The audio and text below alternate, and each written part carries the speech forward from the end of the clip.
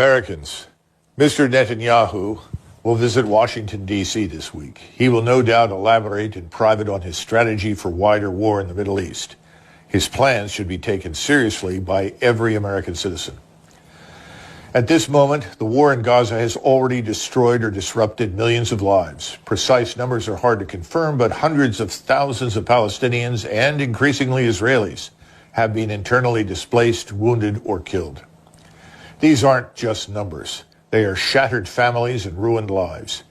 And yet, there are policymakers in Washington contemplating war with Iran. I ask you, if the human cost of the war in Gaza, a localized conflict, is this high, how much higher will the cost of a war with Iran be? For decades, we've lurched from one costly conflict to another: Afghanistan, Iraq, Syria, Libya, Somalia, and Ukraine. The price? Tens of trillions and tens of thousands of American lives. But who pays this price? Not the policymakers or defense contractors who profit from these wars. It's the children of farmers, truckers, nurses, and plumbers who fight, suffer, and die. We confront the emergence of new alliances determined to stop American meddling in the affairs of other countries.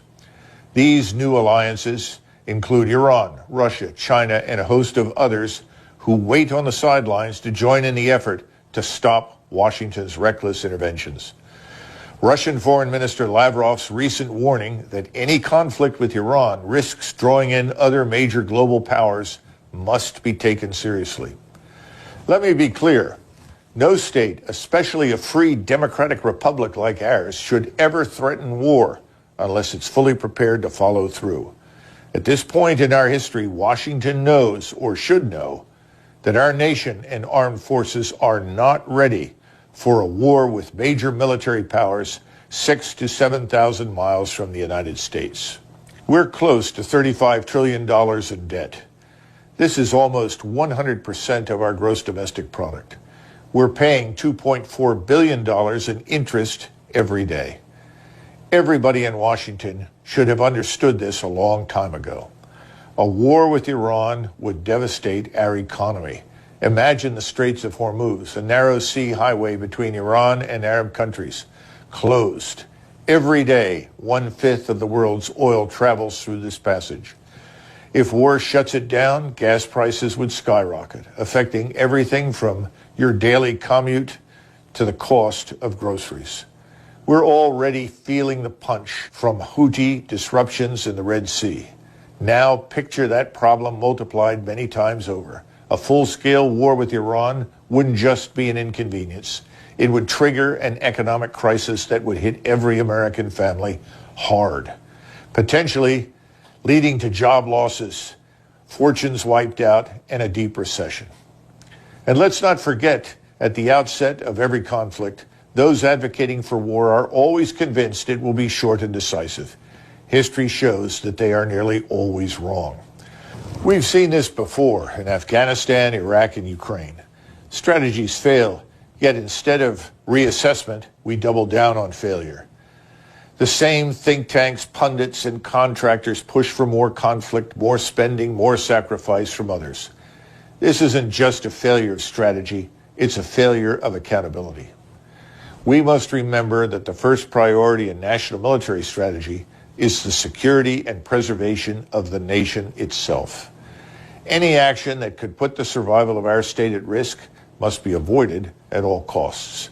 A war with Iran, with its potential to escalate into a global conflict, poses just such a risk. This is where you come in. Call your representatives, express your displeasure, remind them of the reality at home. 70% of Americans still live paycheck to paycheck, struggling with high food and fuel prices.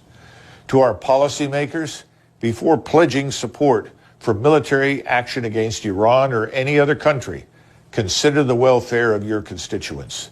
The single mother working 2 jobs, the veteran battling PTSD, the young couple postponing a family because they can't afford a home.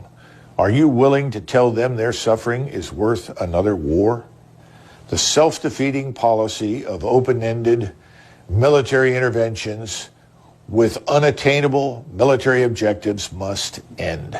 Americans must break the cycle of unaccountable decision-making and recognize that America's true strength lies not in our ability to wage war, but in our capacity to build peace, a peace that benefits the United States and the world. Americans, your country needs you now, not to fight in foreign lands, but to fight here at home for prosperity and peace, for accountability, and for a government that puts your needs first.